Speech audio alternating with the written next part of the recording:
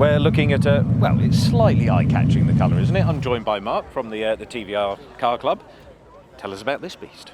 It's a TVR Sagaris. They built them in 2005 to 2006. Built 211, really for racing. As you can see, there's a helmet hump on the roof. There are about 100 left. I think the rest got binned on the circuit.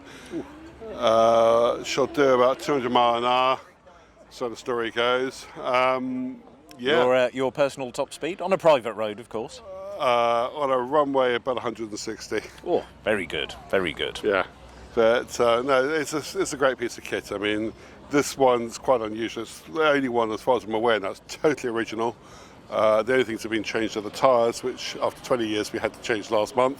I can imagine. We were looking at a few cars inside earlier, and they seem to have original Pirelli P6000s on them, on a Countach and things like that. And you think, yeah, no, that's not quite good enough. I still have the tyres, but unfortunately, the insurance company's got a bit touchy, so the tyres are at home for show purposes. But I mean, the car was up at the NEC 2 years ago, and was apparently the second most photographed car at the show.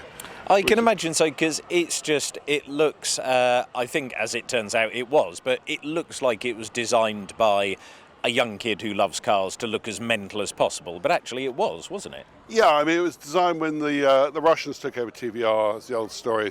They took it over. They wanted a car that would make its mark.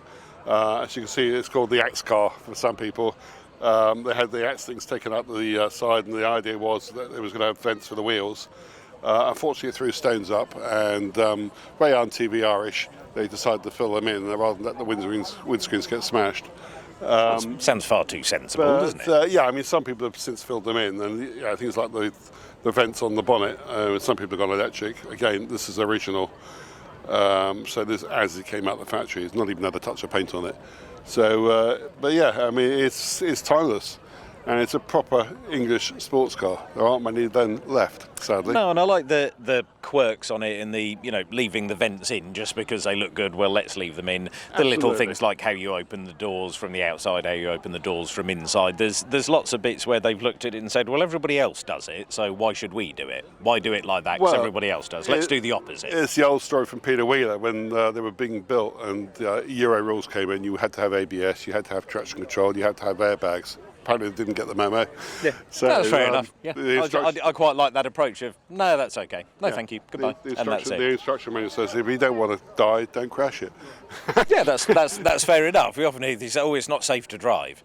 No, the car's perfectly safe to drive. It's not safe to crash, just don't crash. Well, it's the old adage as well, they're unreliable. No, I've got 3 of them. I know many people have had a lot more. They've never gone wrong. If they're serviced regularly, they're fine. Yeah, that's it. A colleague of mine used to run a Chimera, and he done 50-something thousand miles in it over the course of a few years, drove it every day, kept up to it, serviced it, and it was 100% reliable. Never broke down, never let him down, that was it. We know what TVR stands for, of course, Total Vehicle Reliability. And they are fantastic cars. I mean, I have so much fun in this, it's just unreal. I mean, I've got 3 TVRs, so spoiled. I've got a Tuscan convertible as well as a Griffith.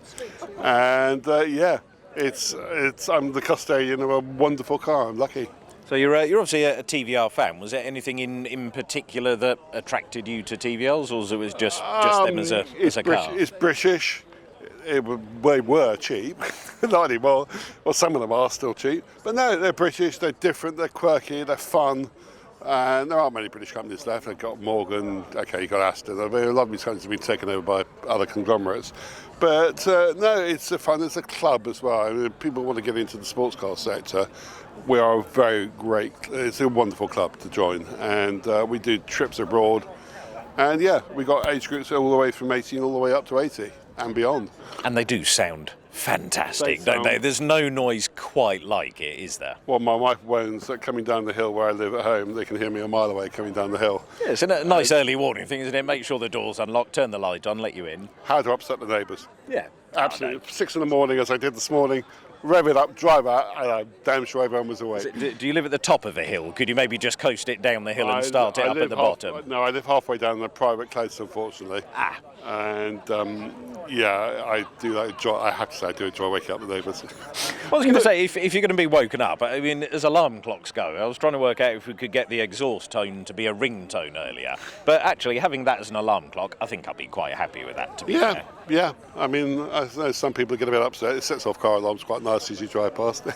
But it's just checking they're working, that's fine. It's a beautiful car, and I have to say, I am incredibly lucky, but it gets attention wherever it goes. I mean, today at the show, obviously, during the Meta show, the number of kids that come in, and you just have to look at their faces when they're behind the wheel, have a picture.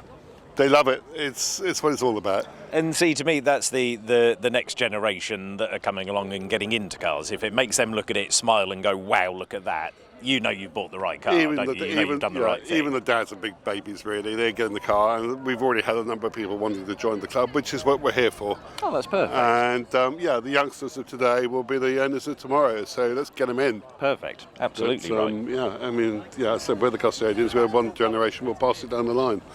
So, good on them. No, most definitely. And do you do, so you mentioned you do a couple of shows and bits and pieces, so you do a reasonable amount of mileage? Do you daily drive this? No. This car does about 1,500 miles a year tops. So I've got 3 of them. It does the big shows. It'll do this one, it'll do Bewley, and it does a couple of the other big ones. It goes out occasionally for charities for Sporting Bears, who are a kids' charity. Wonderful. But it's there to be seen, it's there to be looked at, it's there to be used by members of the public and raise money for the common good, which is what it's all about. But no, it gets professionally stored, and it gets looked after, and we don't drive it every day. There's no way you could drive this every day.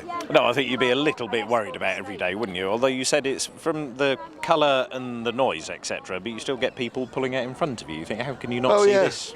Or the stone they'd let you out of the junctions. Yeah, possibly that. Yeah, there's possibly a bit of that as well. It has been known people actually with video cameras actually hitting as you're driving past it, which is obviously illegal, but I mean, people do it. But no, it's a wonderful car, and I am very, very lucky. It's just it's there for the public, but it does about 1,000 miles a year. It's only done 20,000 miles since new. Yeah. It's serviced every 600 miles. And it will go on forever. But at least it's out and about and being used, and people can see it, not tucked away under a dust sheet somewhere. Why have a car like this and store it? Yeah. What is the point? No. Have a car that people can enjoy, and a lot of people will want to get involved. Yeah. So it's out there for people to see them, and the kids of today are all, they're all over it. I was going to say, just noticing everybody wandering around now, there's far more people pause and look at this than they do the others. So, no, it's wonderful. It's a real credit to you, and thank you for taking the time to absolute talk to pleasure. us. Thank you very much. Absolute pleasure. No problem.